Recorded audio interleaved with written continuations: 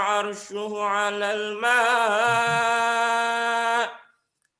على الماء ليبلوكم أيكم أحسن عملا ولئن قلت إنكم مبعوثون من بعد الموت ليقولن الذين كفروا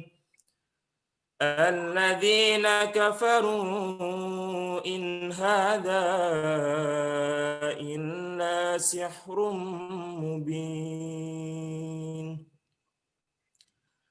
ولئن أخرنا عنهم العذاب إلى أمة معدودة ليقولن ما يحبسه ألا يوم يأتيهم ليس مصروفا عنهم وما بهم ما كانوا به يستهزئون.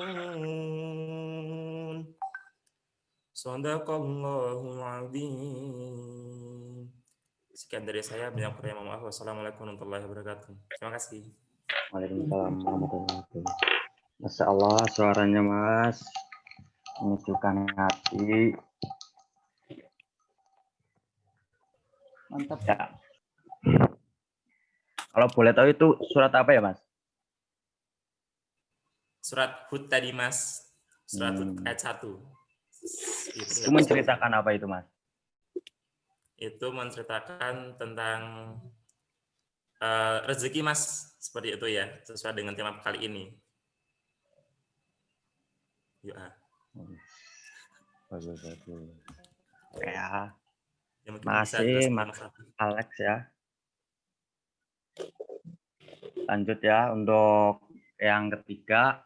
Untuk yang ketiga itu sambutan dari Ketua Al-Kahfi yang akan disampaikan oleh Mas Afif. Dan sebelumnya ingin menyampaikan kepada teman-teman ya, setelah sambutan kita mau ngadain foto bersama dulu.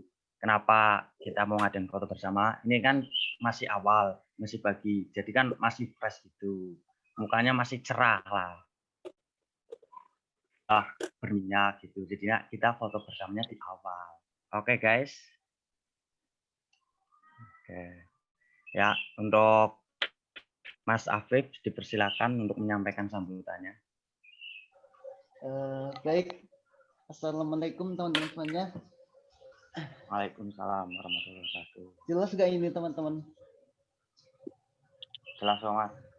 Waalaikumsalam warahmatullahi wabarakatuh. Jelas, Mas Afif. Waalaikumsalam, Mas. Jelas. Baik. Alhamdulillah. Segala puji dan syukur hanya untuk Allah Tuhan SWT. Tuhan yang Maha Pengasih lagi Maha Penyayang. Tuhan yang menciptakan alam semesta ini.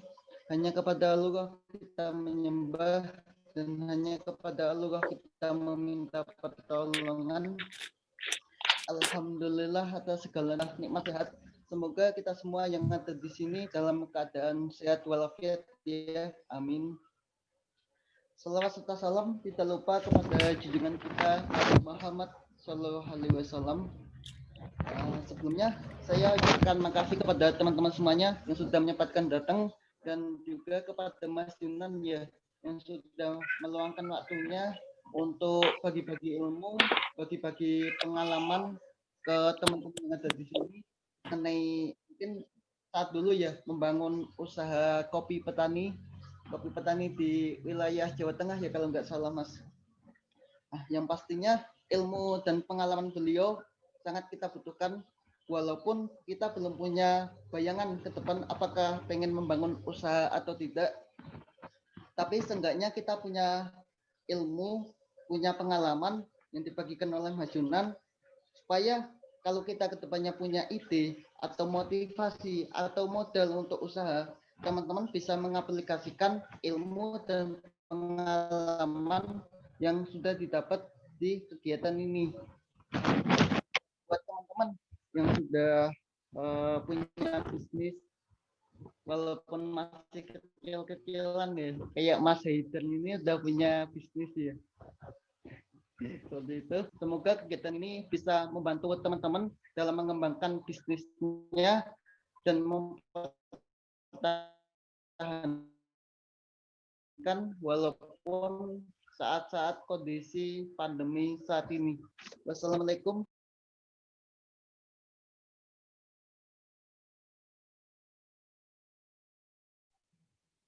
Waalaikumsalam warahmatullahi wabarakatuh. Terima kasih Mas Afif atas sambutannya. Ya, untuk teman-teman ya yang tadi saya bilang, untuk pertama kita setelah ini kita adain foto bersama dulu karena ini kan masih pagi jadi wajah kalian itu masih fresh gitu. Untuk teman-teman bisa on cam nggak? Untuk kameranya bisa di on kan ya? Untuk semuanya.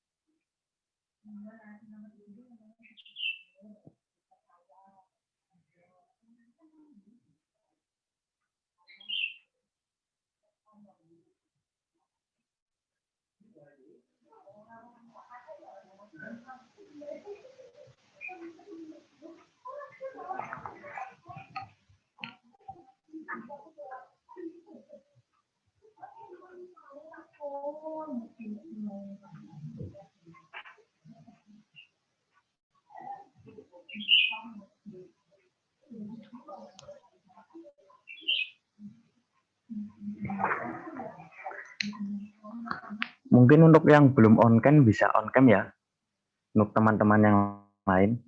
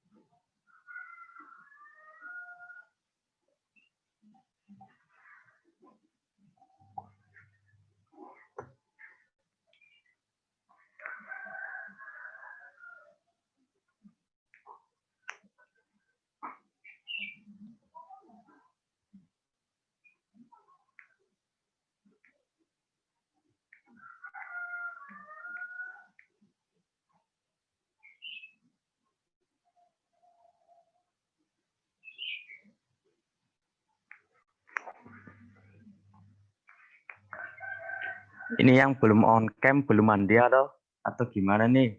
Takut mukanya kelihatan. Iya Kak, belum mandi Kak. Nggak apa-apa lah, kita foto bersama aja. Juga kayaknya nggak terlalu jelas kan. Yang penting rapi aja. Udah kelihatan ganteng dan cantik kok.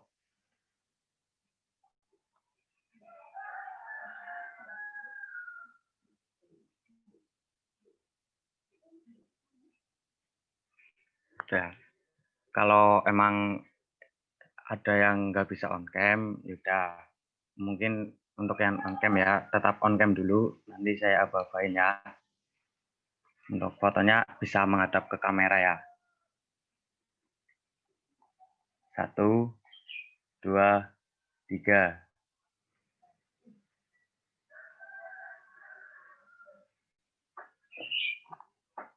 Ya. Lagi ya. Lagi. Senyum. Wajahnya senyum. Biar ceria. Gitu. Biar menunjukkan kebahagiaan. Ya. Satu kali lagi. 1, 2,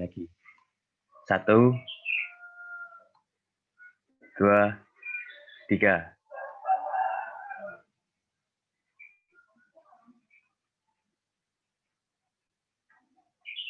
Oke, terima kasih untuk semuanya. Nah, lanjut ya ke acara selanjutnya, yaitu kita masuk ke acara inti. Nah, untuk sharing kali ini kita itu akan bersamai narasumber yang luar biasa nih. Sudah pada tahu kan, dia juga alumni dari Teknik Kimia UPN Veteran Yogyakarta dan juga alumni dari Al-Kahfi. Ya, narasumber kita kali ini yaitu ada Mas Yunan Hilmi Zakaria. Ya, mari kita sambut beliau dengan bacaan takbir. Allahu Akbar. Assalamualaikum Mas Yunan. Waalaikumsalam warahmatullahi. Apa kabar Mas? Alhamdulillah luar biasa. Sehat semua kah? Alhamdulillah. Alhamdulillah. Ya, di sini saya membacakan sekilas dari biodata beliau ya. Nama lengkap beliau ini Yunan Hilmi Zakaria. Terus beliau ini lahir di Jepara, ya. Tahu kan Jepara? Tahu lah. Ada yang dari Jepara nggak nih? Selain Mas Yunan. Ya. Tapi untuk sekarang Mas Yunan sendiri tinggalnya di Semarang. Ya, Mas. Ya, dan teman-teman juga bisa baca sendiri kan bagaimana perjalanan kerja beliau dari awal lulus sampai sekarang ini. Terus juga hobi-hobinya. Mungkin ada yang butuh kontaknya bisa dicatat gitu. Mungkin bisa tanya-tanya ya Mas untuk masalah bisnis gitu ya Mas. Silahkan. Insyaallah.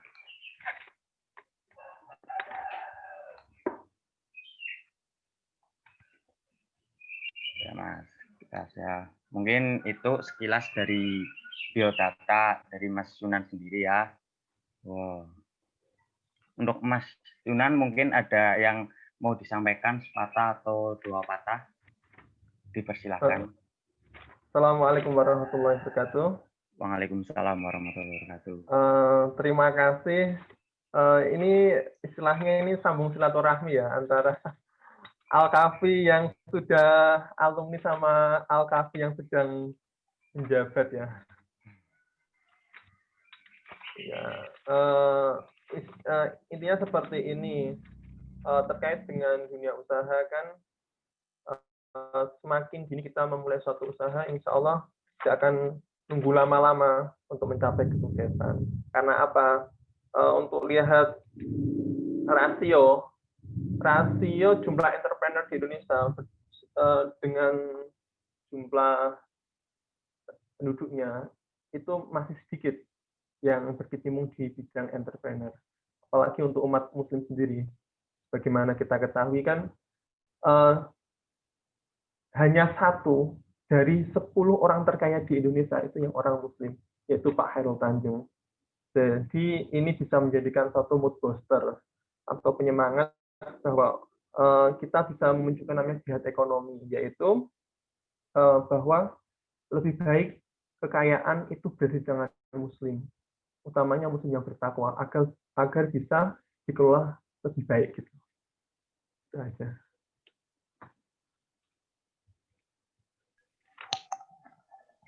Oh ya Mas, terima kasih ya. Jadi untuk bisnis itu di Indonesia masih sangat jarang ya Mas, untuk yang muslim ya, apalagi yang muslim ya Mas.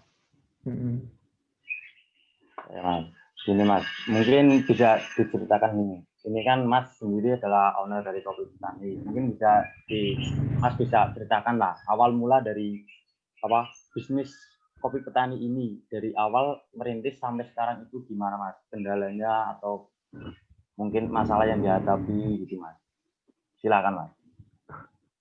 Oke, saya memulai bisnis itu untuk kopi sendiri November 2016. Awalnya itu seperti ini. Saya kan sebelumnya kan kerja di salah satu perusahaan baja yang ada di Jakarta, perusahaan multinasional. Jadi saya masuk ke perusahaan sana, kemudian saya masuk dalam posisi MT Management Train. Kemudian ketika alhamdulillah waktu itu dibandingkan dengan teman-teman yang lain, saya dapat salary yang cukup lah. Kemudian saya juga dapat fasilitas tempat tinggal, apartemen, dan lain sebagainya. Tapi kan saya melihat gini, saya itu ketika saya itu butuh kecepatan dalam mencapai suatu kesejahteraan. Jadi ketika kita menjadi karyawan, kita kan tahu kan, setahun palingan penyesuaian UMR itu kenaikannya sekitar 8%. Kemudian saya tahu juga rata-rata gaji di perusahaan saya berapa. Kalau saya menunggu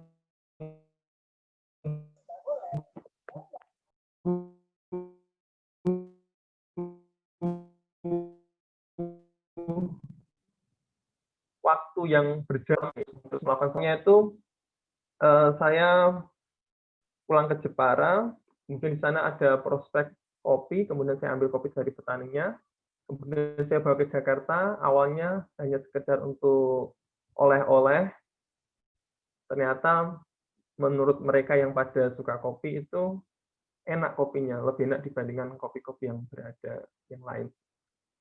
Lepas itu akhirnya saya berpikir separuh yang saya kasihkan untuk oleh-oleh, separuhnya saya jual dan berlanjut sampai sekarang. Untuk kendala-kendalanya, ketika kita memutuskan untuk terjun di dalam dunia bisnis, yang paling penting adalah kita harus menyiapkan nyali. Karena apa?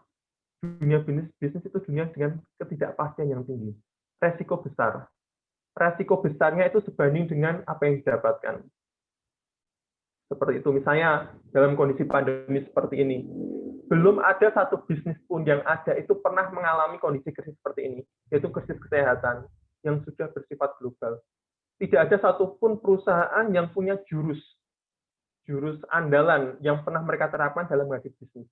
Karena ini adalah keadaan yang new normal, keadaan yang normal baru dibandingkan sebelumnya. Jadi semua perusahaan itu berpikir keras bagaimana dia bisa tetap survive, lebih baiknya lagi dia masih bertumbuh, seperti itu. Dan kondisi seperti ini itu juga menguji apakah perusahaan itu memiliki manajerial yang bagus, apakah perusahaan itu sudah melakukan efisiensi, apakah dia memiliki tata kelola keuangan yang baik. Kenapa? Ketika terjadi krisis, itu banyak dampak. Misalnya daya beli masyarakat menurun, kita harus berpikir, well, apa yang harus kita lakukan? What will I do? Terus di situ juga yang sangat berpengaruh adalah adanya cash flow atau arus kas dalam suatu perusahaan yang baik. Kita harus memiliki namanya dana darurat. Dan darurat ini bisa untuk membackup berapa bulan sih, no? Nah, dari krisis corona ini itu banyak membawakan hikmah. Akan tetapi, selain banyak bisnis yang tumbang ketika corona, juga banyak bisnis yang bertumbuh. Krisis sendiri itu dalam bahasa Cina itu namanya Weizi. Wei artinya krisis, Ji artinya peluang. Orang melihat krisis itu bisa dengan dua kacamata. Yang pertama adalah dia menganggap corona ini suatu krisis. Kemudian yang satunya lagi melihat corona itu sebagai suatu peluang. Banyak usaha yang awalnya bagus ketika corona, ketika dia tidak memiliki sistem kelola yang baik, dia down, bahkan tutup. Ada yang dari awal, malah dia bisa bertahan. Itulah tantangan menghadapi krisis di saat pandemi. Ya, cukup.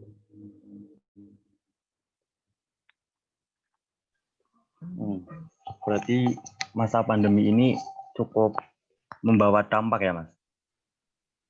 Bagi dunia bisnis ya, Mas?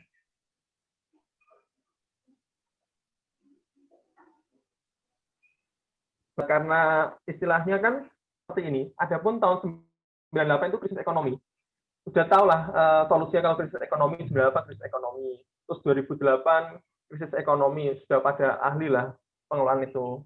Tapi ketika menghadapi krisis kesehatan itu nggak ada satupun orang yang punya jurus itu. Jadi kayak gitu. Jadi semuanya ini lagi mencari aku harus ngapain gitu kan, penyesuaian gitu. Berarti untuk solusi dari penyelesaian masalah bisnis dari pandemi ini untuk semua kayak pengusaha bisnis itu masih belum terpecahkan ya, Mas? Solusinya satu sih. Solusinya cuma satu, yaitu masuk ekosistem digital. Tinggal ditafsirkan, maksudnya masuk ekosistem digital seperti apa? Karena ada 5 bisnis yang akan tetap berjaya di masa depan. Yang pertama adalah bisnis di sektor energi terbarukan. kemudian bisnis di bidang mobil listrik, kemudian bisnis di bidang bisnis online, kemudian bisnis lingkungan hidup, dan yang terakhir adalah bisnis tentang kecerdasan buatan atau AI. Itu bisnis-bisnis yang insya Allah survive. Kemudian ketika menghadapi seperti ini, kita harus pandai-pandai kelola data. Jadi misalnya kita melihat pada kuartal 2 2020, pertumbuhan ekonomi Indonesia itu PDB-nya minus 5,32%. Data seperti itu di BPS. Kemudian kita melihat data, dari pertumbuhan ekonomi tersebut, 60% ditopang oleh konsumsi rumah tangga. Jadi konsumsi daya beli masyarakat itu turun. Terus kita berpikir lagi, kenapa? Jadi roadmap gini, suatu bisnis akan berkembang jika ekonomi Indonesia berkembang. Suatu ekonomi Indonesia akan berkembang ketika apa? Ketika ditopang oleh dunia usaha yang berkembang. Dunia usaha akan berkembang jika konsumsi masyarakatnya meningkat. Konsumsi masyarakatnya meningkat jika banyak orang bekerja, sehingga penghasilan individunya meningkat. Untuk saat ini kan banyak orang kena PHK, dirumahkan, sehingga penghasilan individunya menurun. Apa yang terjadi? Konsumsi masyarakatnya turun. Berdampak pada dunia usaha juga turun. Berdampak pada ekonomi Indonesia-nya menurun. Dibuktikan dengan laporan BPS bahwa pertumbuhan ekonomi Indonesia kuartal 2 itu sekitar minus 5,32%. Itu data secara umum. Tapi kita juga harus melihat sektor per sektor. Pertumbuhan ekonomi kan 60% kan ditopang oleh ekonomi, yaitu konsumsi rumah tangga. Saya punya data bahwa ketika pertumbuhan ekonomi Indonesia minus 5,32%, itu pertumbuhan konsumsi kopi nasional masih 8%. Jadi ada gap berapa? 8 ditambah 5, sekitar 13%. Tandanya apa? Walaupun ekonomi sakit, tapi pertumbuhan konsumsi kopi itu masih positif. Nah, 13% itu besar. Berarti situ ada peluang. Kayak gitu.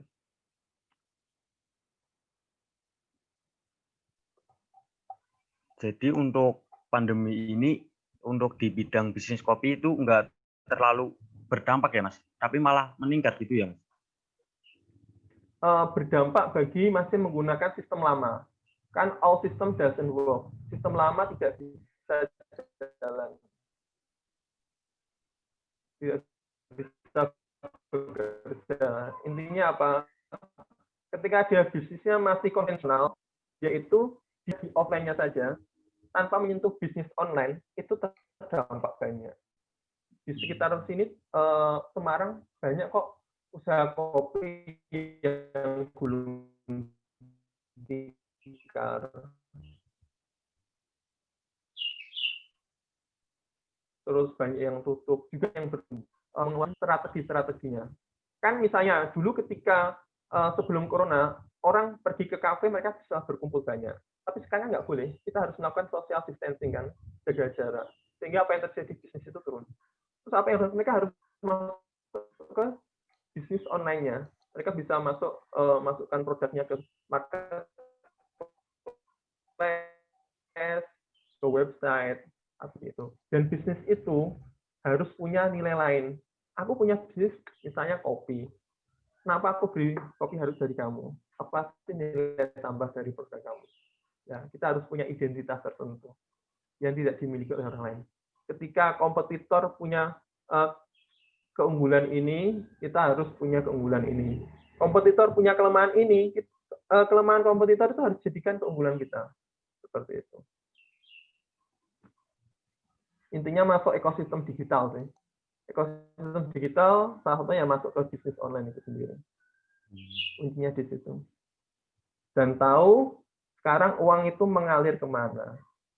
Sekarang kan uang mengalirnya nggak ke kafe-kafe, tapi ke individu-individu, orang yang di rumah saja, itu target-target yang baru. Ke government, pemerintahan, itu yang punya duit. Kalau ke kafe-kafe sekarang belum. Karena apa? Corona masih ada, sehingga masih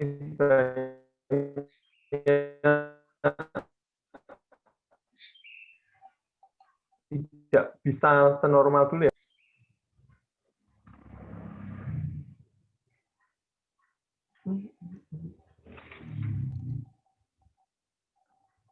Maaf ya, Mas. Tadi suaranya putus ya, Mas? Oh, tadi suaranya putus ya? Iya, Mas. Yang apa? Yang terakhir. Iya, yang agak terakhiran. Oh, jadi intinya biar bisnis itu tetap survive, kita harus rumah dengan orang sekarang banyak pegang gadget. Kuncinya apa? Masuk ke ekosistem digital. Salah satunya ada masuk ke bisnis online. Itu kuncinya di situ aja sih. Tinggal kita mencari targetnya seperti apa. Apa kita targetnya kelas menengah ke bawah, kelas menengah ke atas, seperti itu. Atau kita targetnya ke corporate, atau ke cafe, atau ke individu, kita harus tahu. Jadi bisnis itu harus punya target. Mau yang mana gitu, seperti itu. Oke, Mas. Baik, Mas. Berarti untuk yang sekarang mungkin yang lebih efektif itu ya, Mas. Yang ke digital ya, Mas. Online ya. Iya, Untuk betul. bisnisnya masa pandemi ya, Mas. Oh ya, Mas. Untuk Online. kopi petani sendiri itu apa ya, kompetisi yang dihadapi dalam membangun bisnis itu gimana, Mas? Terus solusi yang dihadapi agar terus optimis itu dalam menjalin bisnis. Oke. Kan saya itu bisnis kopi petani itu 3 tahun di Jakarta. Kemudian saya resign dari perusahaan, saya fokus ke bisnis yang saya tekuni di Semarang, tepatnya di sekitar Undip. Awalnya, sebelum corona itu, target saya itu kebanyakan itu mahasiswa Undip. Karena berdasarkan riset yang saya lakukan, untuk Semarang sendiri itu berlaku sebelum corona. Setelah corona masuk, anjlok sampai 70% pendapatan yang saya dapatkan. Karena apa? Banyak mahasiswa yang diliburkan karena kan sekarang belajar online ya. Lah, jadi kita nggak bisa menargetkan mahasiswa lagi. Akhirnya apa? Saya membuat website. Di dalam website sendiri, itu saya buat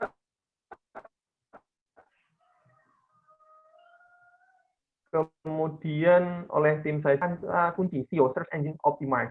Jadi kata-kata kunci yang banyak dicari ketika orang mencari satu produk. Salah satunya itu jual kopi Semarang. Ketika seseorang cari kopi, pasti mencari keyword-nya itu apa? By keyword. Kalau orang cari misalnya kopi gayo, di searching di Google, kopi gayo, itu kemungkinan orang akan beli atau tidak. Kan masih 50-50. Bisa aja orang hanya ingin mengetahui kopi gayo itu seperti apa, karakternya seperti apa, itu dihasilkan dari daerah mana. Tapi ketika dia mengetik jual kopi gayo, itu bisa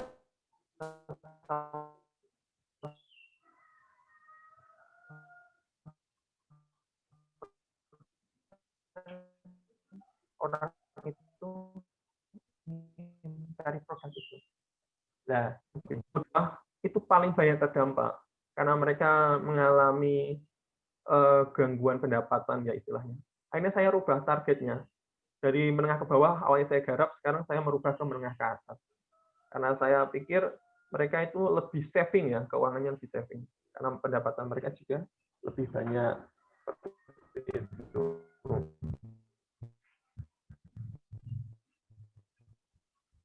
Jadi malah corona ini ya memang harus terus belajar ya, harus terus menyesuaikan terhadap perubahan-perubahan karena corona ini membuat para bisnis harus berpikir lebih keras.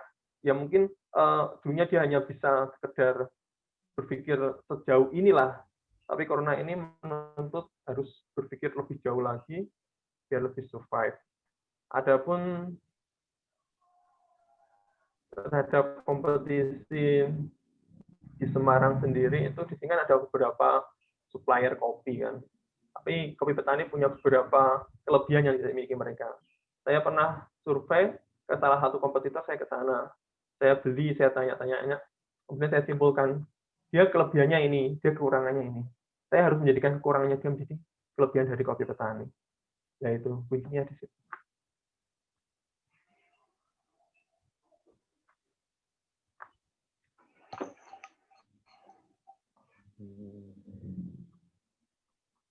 Terus untuk apa ya, kopi yang membedakan kopi petani dari kopi-kopi yang lain itu apanya ya Mas?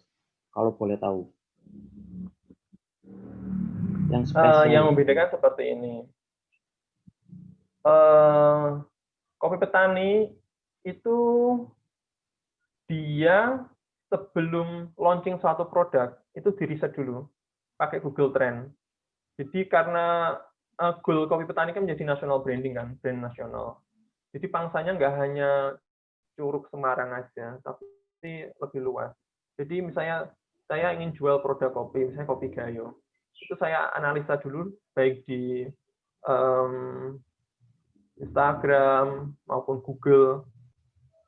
Kopi Gayo itu 3 bulan terakhir atau 6 bulan terakhir itu di mesin Google itu pencarian seperti apa? Apakah termasuk tinggi? Apakah rendah? Paling banyak yang mencari keyword itu daerah mana? Itu pertama itu. Jadi dari pemilihan jenis kopi yang dijual di sini itu juga berdasarkan analisa. Yang kedua, saya ambil dari orang yang supplier saya itu dari orang yang sudah berkecimpung sudah 3 generasi di bidang kopi. Dan itu. Terus yang ketiga, kopi di sini itu produknya itu dalam sebulan itu bisa dikulakannya sampai 3 kali. Jadi lebih fresh lah untuk kualitas.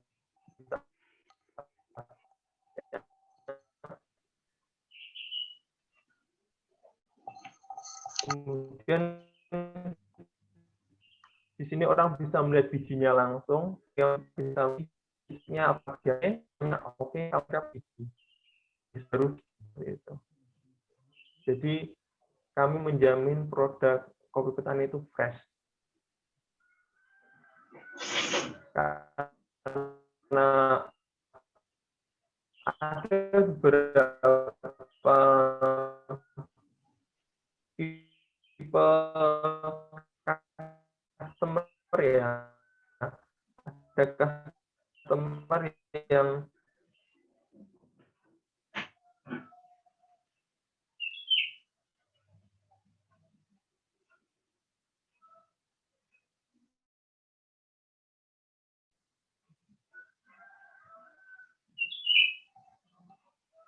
Halo Mas Yunan.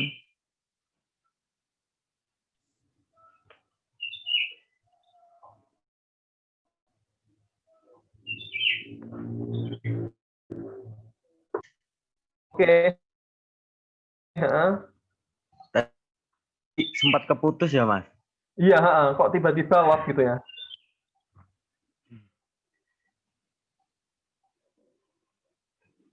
Ya, jadi untuk ciri apa ya yang membedakan petani dari itu ada 3 ya Mas?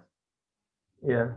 Untuk pertama itu kita riset, terus yang kedua itu dari orang yang sudah mumpuni itu 3 generasi, terus untuk yang ketiga itu kualitasnya itu masih fresh karena apa ya stoknya itu hitungannya baru gitu ya Mas. Sama servis lah, kami bisa memberikan servis yang lebih dibandingkan yang lain.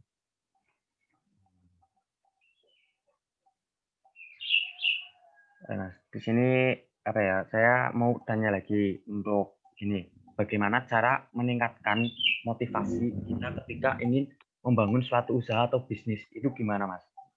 Mungkin bisa dipaparkan.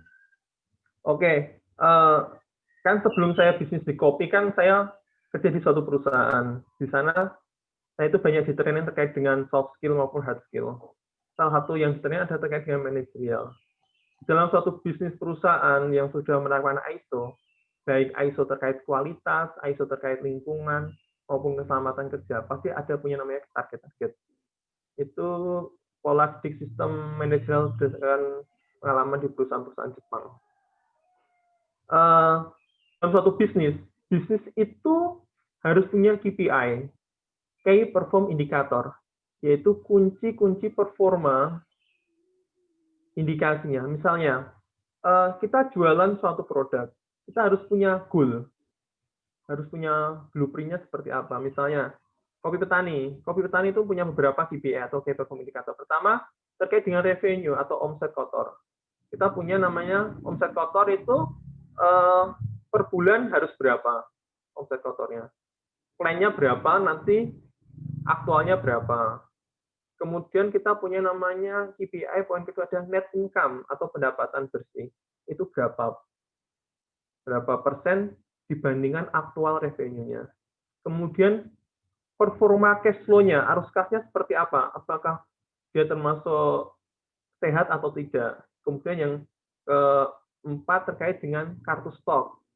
Jadi tiap kopi yang kopi petani jual itu harus punya namanya manajemen stok. Ada namanya stok minimal, stok safety stok atau stok aman sama maksimal stok.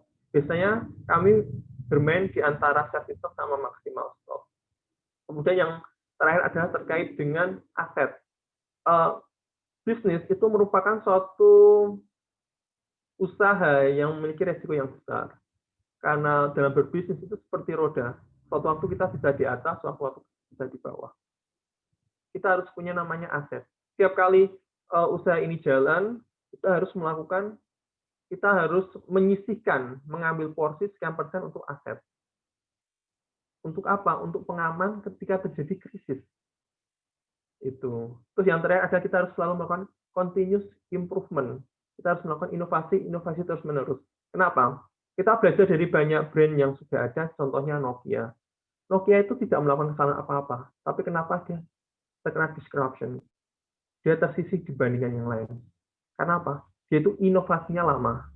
Dia nggak melakukan kesalahan apa-apa, tapi dia inovasinya lama. Mungkin banyak hasil dari penjualan Nokia itu dimasukkan ke aset, tapi dia lupa bahwa dia harus punya namanya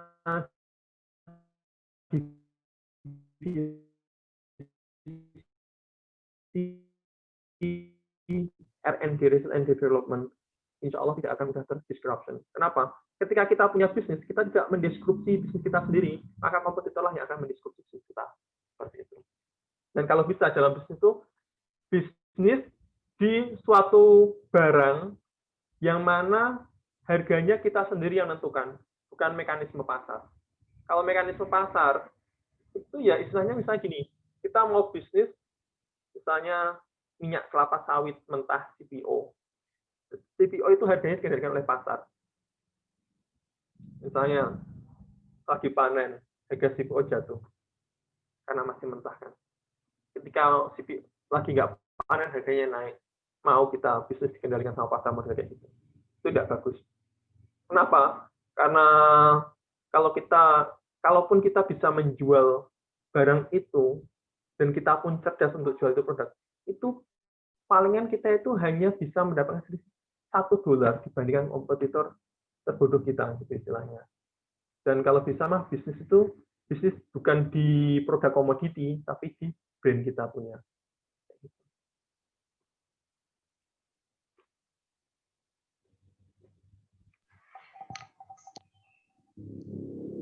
Ya, Mas. Itu cara membangun bisnis menurut dari Mas Yunan ya, Mas, kayak gitu ya, Mas. Terus gini, menurut pandangan Mas Yunan sendiri untuk generasi milenial terhadap bisnis itu gimana, Mas? Kalau menurut pandangan Mas?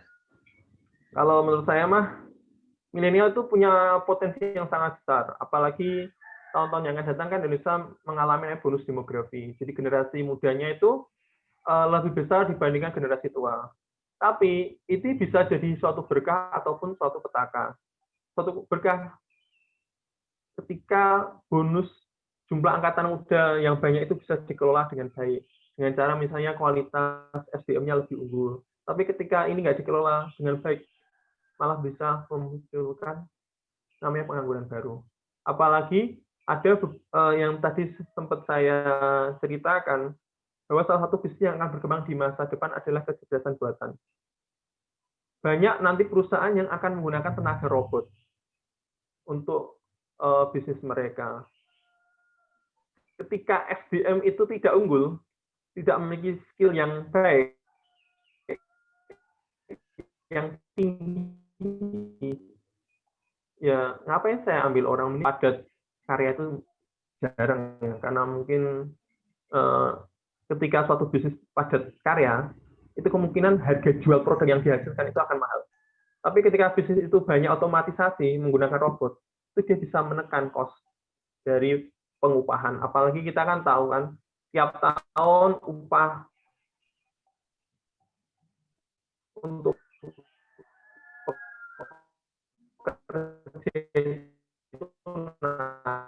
naik.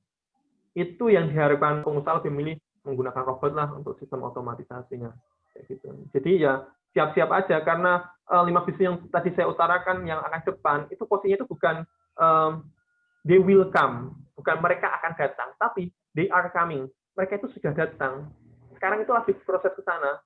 Tinggal kita ngeh apa enggak sih bahwa industri saat ini tuh nanti akan digantikan oleh robot. Kecuali posisi-posisi tertentu misalnya analis itu nggak mungkin digantikan oleh robot kayak gitu kan. Jadi harus selalu tingkatkan skill biar jadi SDM yang unggul. Oh ya Mas, tadi kan bilang kalau mungkin ya apa untuk generasi milenial memiliki potensi yang besar untuk di bidang bisnis. Tapi tadi untuk yang itu Mas, pemakaian robot, kalau semisal di bidang bisnis pakai robot, kasihan dong orang-orang yang mencari kerja gitu Mas. Mereka kehilangan itu untuk pekerjaan atau penghasilannya Mas. Ya itu zaman sudah emang seperti itu kok. Kalau saya tuh punya salah satu teman alumni juga, beliau kerja salah satu perusahaan asing yang ada di Jawa Barat. Dia 30 tahun. Waktu dia masuk ke Indonesia, dia kontrak sama pemerintah itu harus perusahaannya nggak boleh otomatisasi, semi otomatis. Sehingga masih banyak tenaga kerja yang terserap. Tenaga kerjanya sekitar 4.000 orang. Kemudian datang kompetitor dari Cina lah. Di pemerintahan sekarang, dia masuk. Semua sistemnya otomatis. Sehingga apa? Harga jual produk yang sama antara produsen barang tersebut yang padat karya, yang tadi aku bilang semi otomatis, itu harganya lebih mahal dibandingkan yang dari Cina. Terus, dia harus berpikir dong, perusahaan ini harus tetap survive, harus tetap jalan. Akhirnya apa? Dari 4.000 karyawan, dirumahkan 2.500. Sekarang, karyawannya tinggal 1.500. Seperti itu.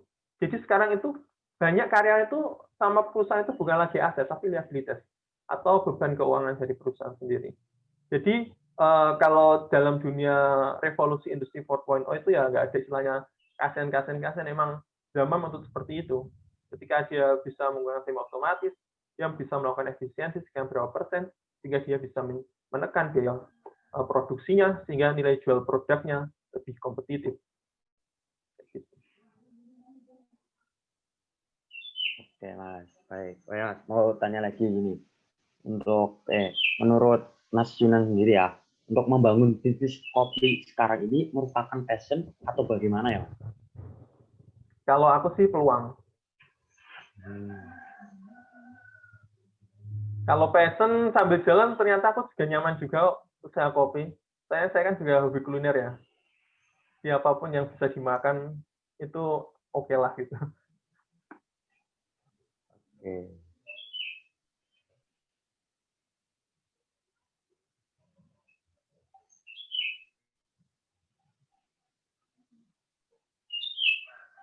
Ya, untuk mungkin dari teman-teman ada yang ingin ditanyakan untuk kepada Mas Yunan, dipersilahkan.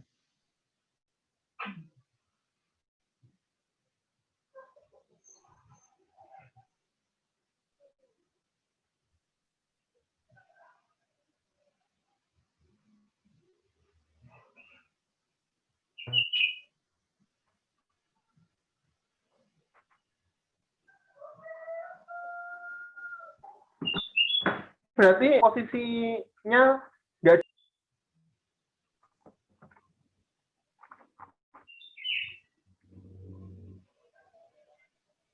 lost lagi sinyalnya mungkin.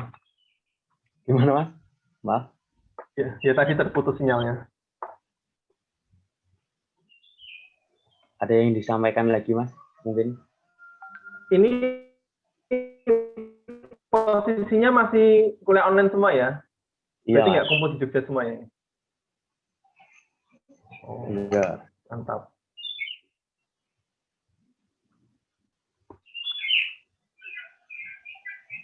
Oh Ada ya, mau- permisi moderator mau izin bertanya. Ya, silakan. Oh ya, sebelumnya perkenalkan nama saya Reza Rizky Ramadan dari salah satu mahasiswa Teknik Kimia UPN Veteran Yogyakarta juga.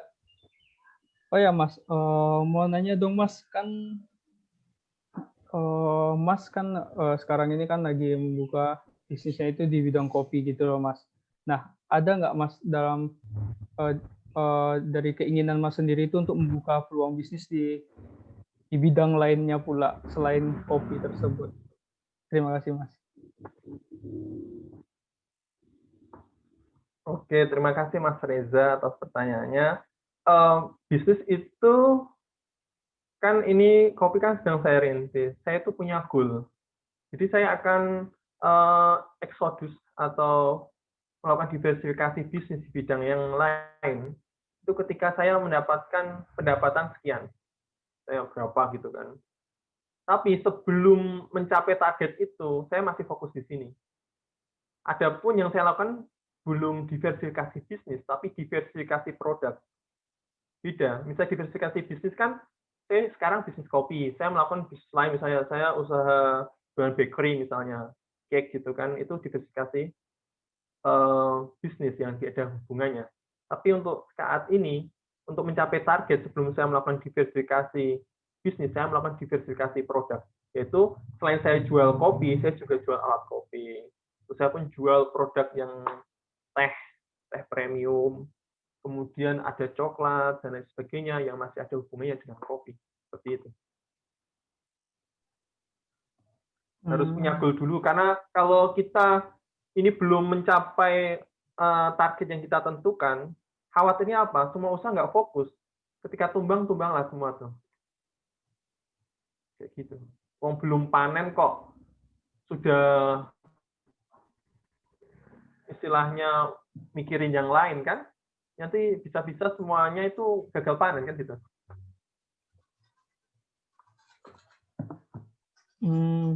Oh ya Mas, sama Mas Yunus mau nanya lagi nih Mas.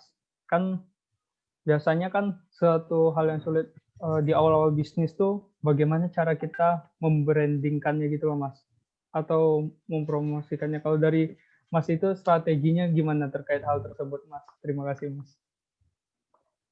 Oke, branding itu kan artinya itu membangun ikatan emosional antara produk kita dengan customer-nya. Sehingga customer itu baper, sehingga tidak bisa move on dari produk kita. Bagaimana caranya? Branding itu bisa dilakukan dengan menggunakan berbagai macam panca indera. Misalnya, ketika kita pergi, kita beli kopi, ketika orang beli ke tempat kita, ketika dia rasakan, oh kopinya enak, terus dia terngiang, kopi enak itu punya kopi petani. Terus ketika dia datang ke sini, kita kasih servis yang baik, misalnya kita kasihlah namanya edukasi tentang berbagai macam kopi, terus dia bisa memilih sesuai dengan keinginan mereka, dia akan mengingat itu pula kan, oh itulah brand kita. No. Terus kemudian terkait dengan misalnya ada suatu restoran itu jualan makanan Jepang. Ketika kita masuk sana, itu dibikinlah suasana seperti suasana di Jepang. Terus para karyanya menggunakan pakaian ala Jepang, kemudian terdapat aroma-aroma yang identitas dengan Jepang, itu bisa bagian dari bagian branding. Jadi ketika usaha itu sudah branding, jadi orang tidak hanya fokus ke produk kita tidak hanya jualan produk, tapi kita jualan branding. Sebagai contoh, saya itu punya customer, orang mengetahui kopi petani hanya sekedar produk, saya menggunakan berbagai macam racikan teh, ada teh Semarang, teh Sumatera, maupun teh Jogja. Waktu saya upload di salah satu sosial media, saya upload itu saya mau dijual kah? No? Iya, no. Berapa? Saya mau beli. Jadi karena dia sudah kena branding, jadi sudah yakin sama produk kopi petani. Apapun yang kopi petani launchingkan, dia biasanya suka beli. Seperti itu.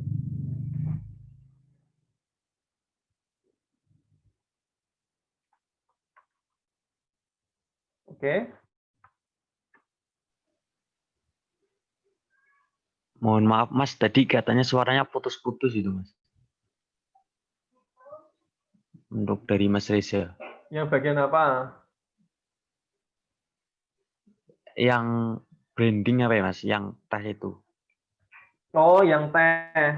Jadi nanti kita ada suatu posisi di mana ketika orang sudah yakin sama produk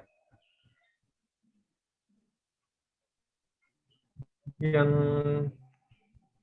kita buat, misalnya oleh petani, dia udah yakin lah sama ambil itu produk karena mereka sudah yakin bahwa itu produk baik. Kayak misalnya Honda, dari zaman dulu kala, dari Honda model awal seperti itu.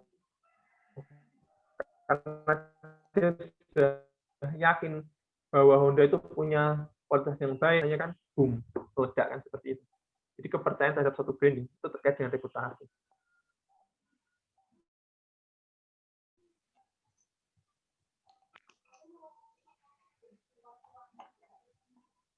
Oke Mas, terima kasih atas jawabannya. Untuk Mas Reza, masih ada yang ditanyakan lagi kepada Mas Yunan atau Oh ya, sudah cukup? sudah cukup Mas. Terima kasih banyak Mas Yunan. Terima kasih. Untuk Oke, Anissa Safitri, dipersilakan ingin bertanya. Sebelumnya, Assalamualaikum warahmatullahi wabarakatuh.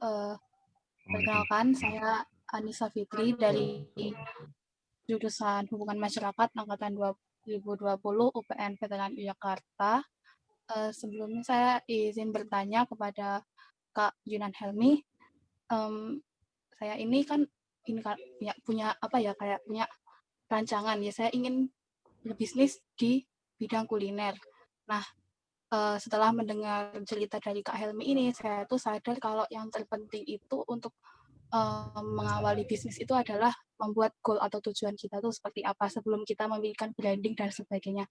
Nah, itu saya ingin bertanya, bagaimana sih Kak cara kita itu buat membuat goal untuk kalau kita memulai bisnis itu gimana caranya kita bikin goal dulu itu bagaimana Kak? Terima kasih.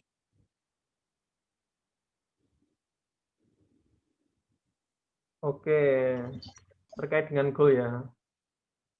Goal itu bisa muncul ketika kita melihat suatu peluang.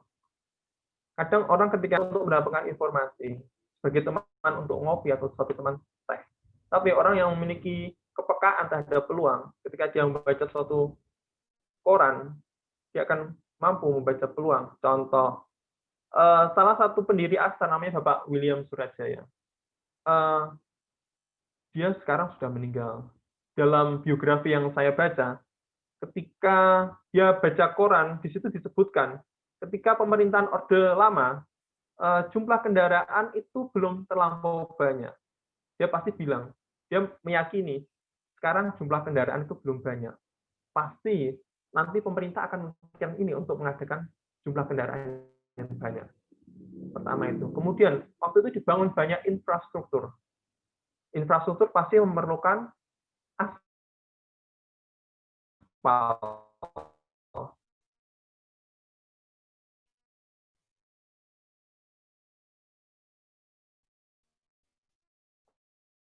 Akhirnya dia bermain di aspal.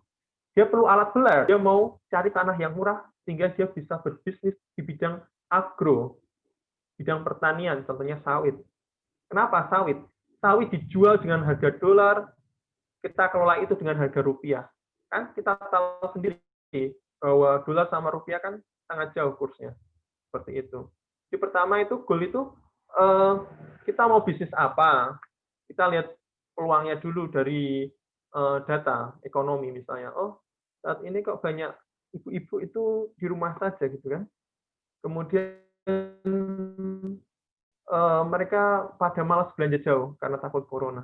Nah, itu bisa jadi peluang. Oh, berarti mereka butuh sayur segar gitu. Ya udah, kita goalnya ke sana misalnya.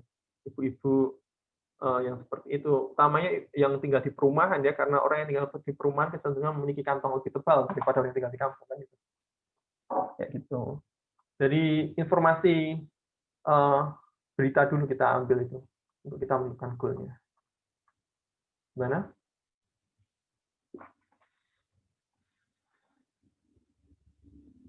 Baik Kak, terima kasih sudah jelas.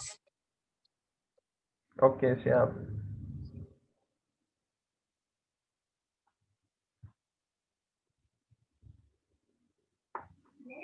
Oke, mungkin dari kawan-kawan yang lain ada yang ingin ditanyakan, dipersilakan. Iya, izin moderator mau bertanya. Ya, silakan. Mas Yunan, pernah mengalami kerugian yang besar nggak? Terus kasih tipsnya sih supaya kayak kita tuh mengalami kerugian seperti itu. Kan nggak mungkin tahu kalau misalnya langsung untung terus gitu. Terus kan butuh modal juga gitu. Makasih Mas.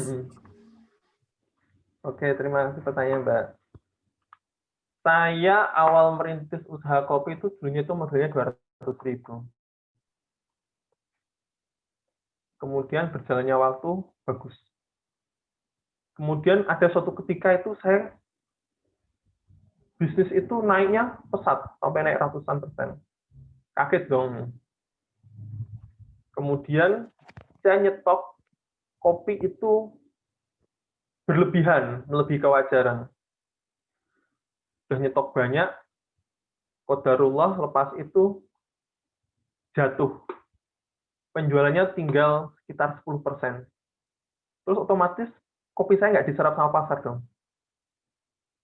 Sehingga cash flow saya itu minus. Karena saya udah ngeluarin modal banyak, di laporan keuangannya minus. Terus bingung, harus diapain ini produk. Akhirnya saya inovasi gimana ya jual kopinya. Akhirnya waktu itu saya sampai lobby-lobby, jualan kopi tiap pekan, masukin ke kafe-kafe. Ternyata ditolak. Terus ke angkringan gitu. Ada yang nolak, ada yang ambil. Terus saya pernah bikin kemasan sasetan kecil gitu ya, setara dengan kapal api. Sekali saya buat orang beli kopi, saya kasih bonus creamer, itu tak terserah pasar, sampai akhirnya ada juga yang saya buang. Dari situ saya belajar, ketika terjadi perubahan yang abnormal, anomali saya, kita biasanya tuh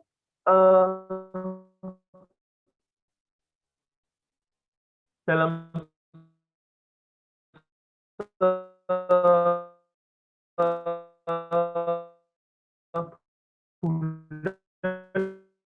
kita itu Maaf Mas, suaranya kita itu nggak jelas. biasanya bertahan sampai 200.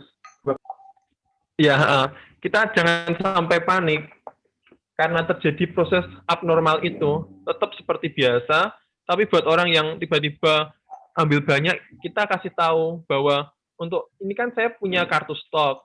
Lah, Bapak pesanannya itu melebihi stok saya. Jadi jika mau silakan nanti bayar dulu berapa persen, nanti saya ambilkan produknya, tapi harus inden berapa lama. Karena ini bahaya. Pengalaman saya itu pernah kan kayak kena bom gitu kan. Ketika awalnya jualan segini, tiba-tiba naik sampai entengnya saya nyetok kopi banyak, setelah saya stok banyak, orangnya nggak ngambil. Stres itu, bener-bener stres. Emang kalau usaha mah, yang paling siap harus siap rugi dulu lah. Kalau untung mah semua orang siap ya, kan gitu.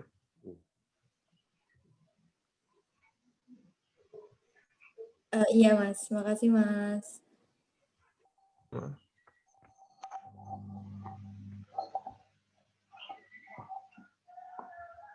Oh ya Mas, tadi saya cukup tertarik, itu modal 200 kok bisa jadi besar Mas?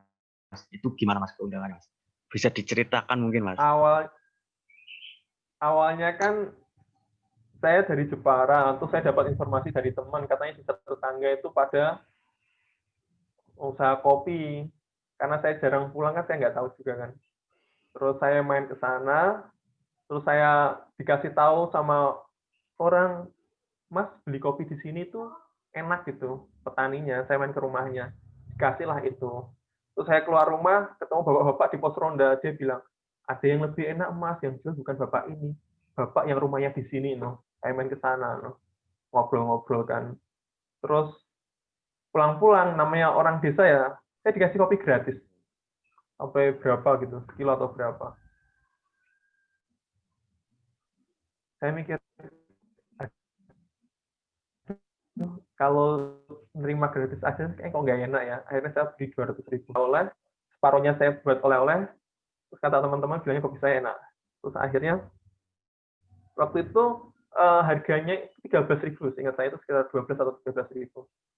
Saya kasih ke teman-teman katanya enak. Terus ada lagi enggak? No, saya minta dong. Oh, minta sih.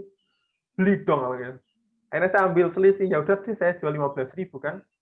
Ketika saya kasih ke mereka 15.000, dia bilang, "Oh, mahal kali." Karena waktu itu kan kemasannya masih sederhana ya, pakai plastik bening gitu kan. Aku mikir gini, ambil untuk 2.000 sekali nih. Akhirnya saya minta tolong sama teman saya yang pandai desain kan, tolong buatkan saya desain yang baik. Terus dia bikin desain, terus saya kasih kemasan yang baik, terus saya jual 35 dan sudah nggak ada yang tawar, padahal sama prosesnya. Kan gitu.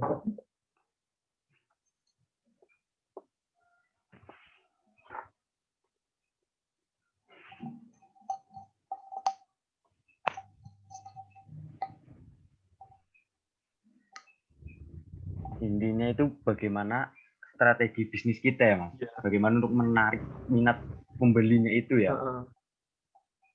Belajarnya sambil jalan sih. Kalau bisnis itu, yang penting nyali dulu, nyali udah berani, modal cukup, jangan sampai pakai modal hutang, terus punya dana cadangan, masuk dulu. Belajarnya sambil berjalan. Kalau kita belajar dulu, nanti jangan-jangan setelah kita sudah cukup ilmunya, kita terjun, ternyata ilmunya sudah tidak relevan lagi. Nah, itu jangan sampai seperti itu. Karena bisnis itu ilmunya perubahannya sangat cepat. Jadi kalau matematika 1 tambah 1 sama dengan 2, kalau bisnis 1 tambah 1 bisa saja 100, 1000, ataupun minus, kan? Kayak gitu. Tidak ada yang pasti.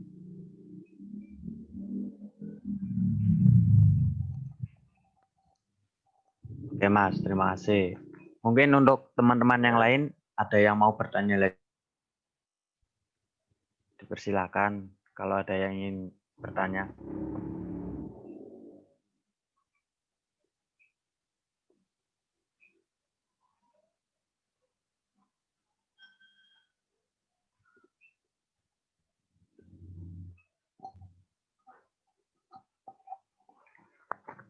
Gimana? Nggak ada yang mau tanya lagi?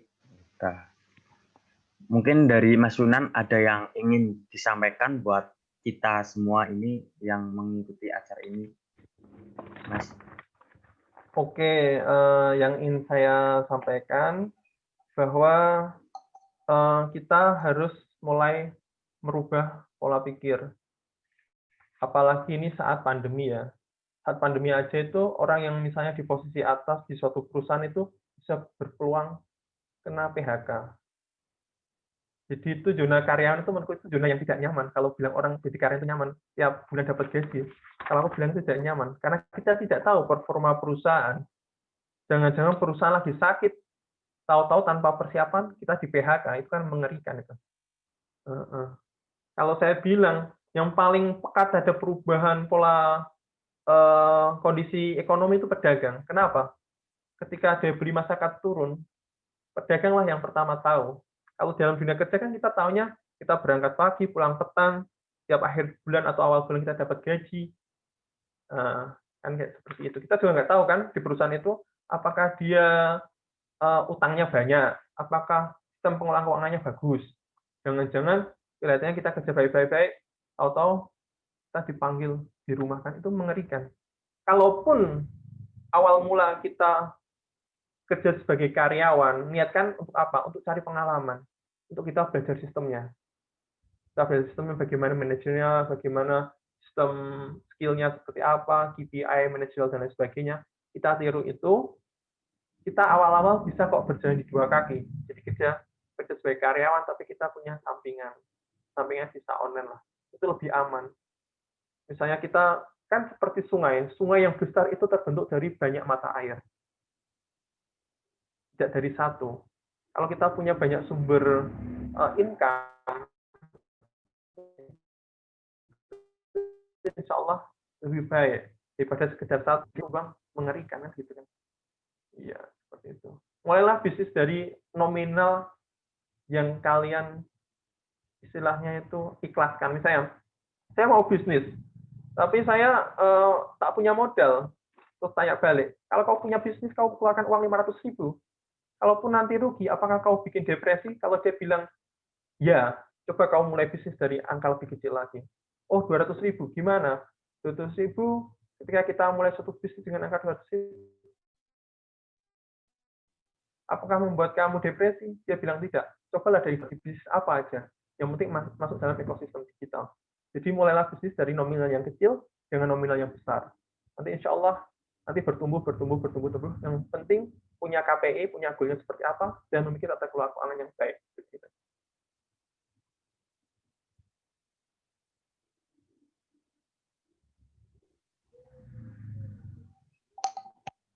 Terima kasih atas masukannya ya Mas. Jadi intinya itu lebih baik bangun bisnis sendiri gitu ya Mas. Untuk yang dari karyawan itu mencari pengalaman aja gitu ya Mas.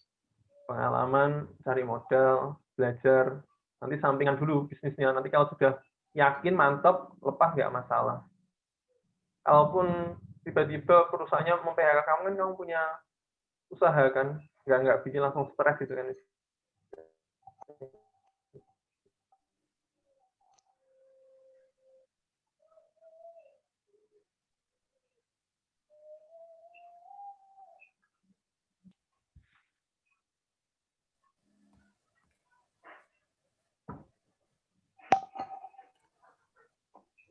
Halo Mas, udah ya Mas? Ya, sudah. Saya kira tadi masih bicara gitu Mas, cuma kayaknya macet apa gitu. Maaf ya Mas.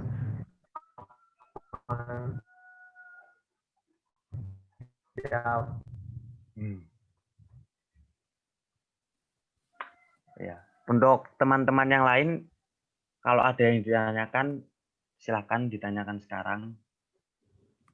Kalau permisi, masuk moderator mau bertanya.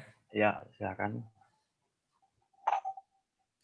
Sebelumnya, assalamualaikum warahmatullahi wabarakatuh. Perkenalkan Mas, ya nama saya Alektonik.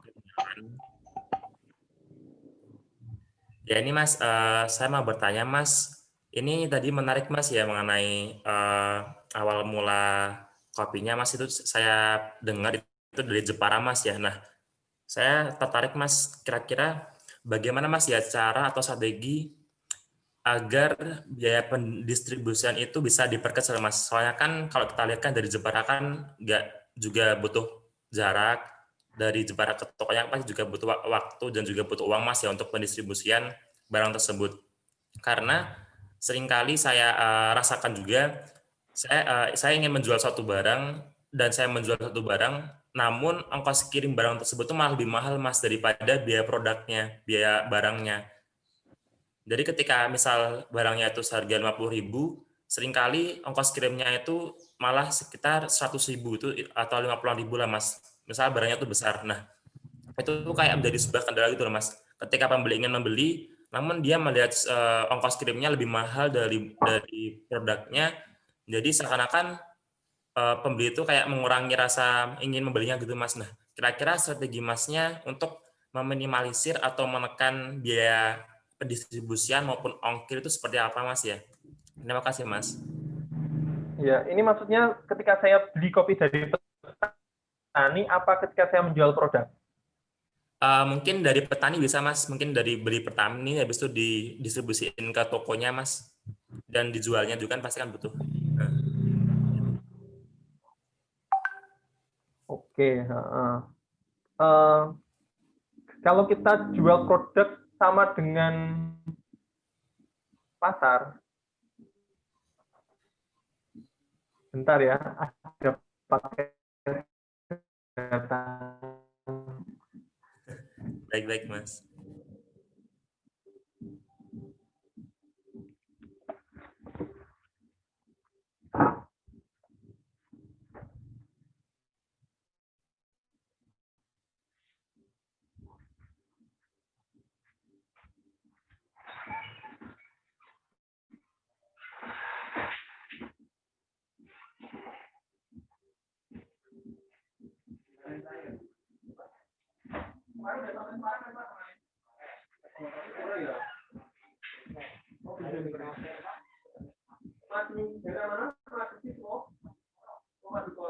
Semarang mana itu? Oh ya. Makasih ya, Pak. Ya.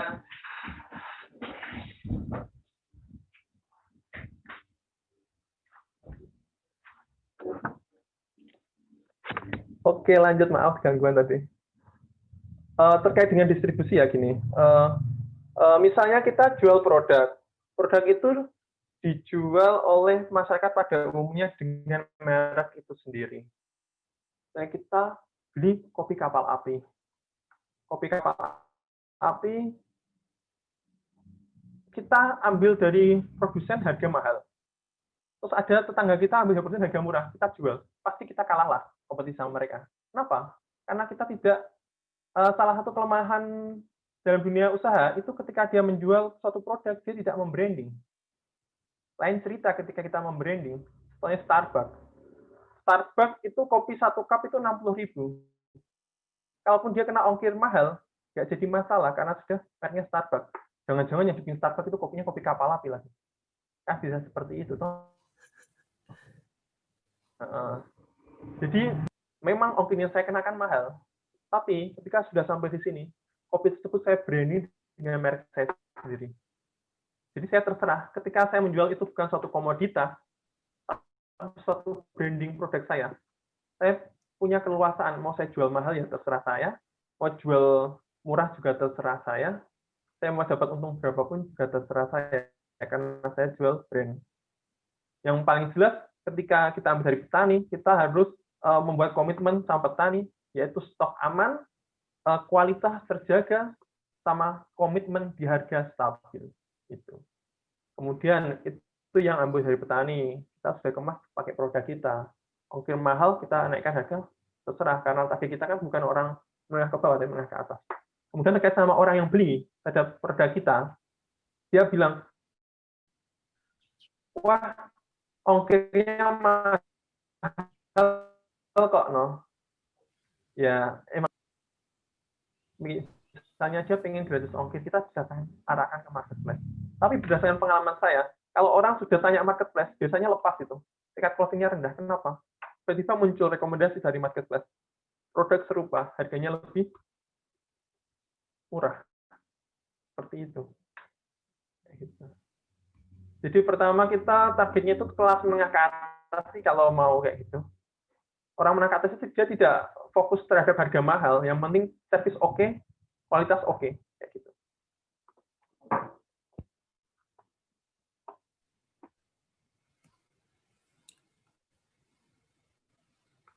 Mas, kalau sama ketika kita dropshipper, kira-kira kalau misal kita buat branding sendiri gitu bisa Mas ya? Oh, saya nggak pakai sistem dropshipper. Oh, enggak, maksudnya gitu Mas. Ya, maksudnya ketika saya sebagai dropshipper Mas, kira-kira ketika saya membuat suatu branding sendiri dengan toko saya gitu, kira-kira sah-sah aja Mas ya? Kalau yang saya pelajari dropshipper itu nggak boleh.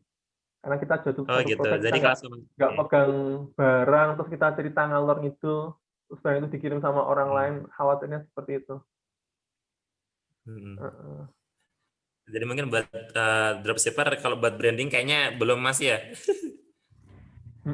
Kalau aku kan punya reseller banyak kan, reseller mitra. Jadi ketika mereka mau ambil dari produk saya kan, saya bilang, mending kamu jual jangan pakai brand kopi petani. Kalau kamu jual pakai brand kopi, harga eceran tertinggi. Nanti kamu ngerjain itu tidak ikhlas. Karena apa? Ketika di filter, orang menemukan website saya atau marketplace saya, kemudian produk serupa, harga lebih murah. Ikhtiar kamu lepas. Kan kasihan. Akhirnya saya sarankan, kamu beli dari saya aja, pakai kemasan kosong. Nanti tinggal kamu model stiker sendiri, bahwa itu brand kamu, biar kamu kerjanya lebih ikhlas, kan seperti itu. Gitu. Oke Mas, baru juga sih. Oke Mas, mungkin cukup Mas. Terima kasih Mas ya atas jawabannya. Terima kasih. Ya, terima kasih pada Mas Pelek atas pertanyaannya ya. Mungkin karena waktunya terbatas untuk kita cukupkan dulu. Mungkin kalau dari Mas Yunan ada closing statement bisa disampaikan, dipersilakan. Satu statement ya.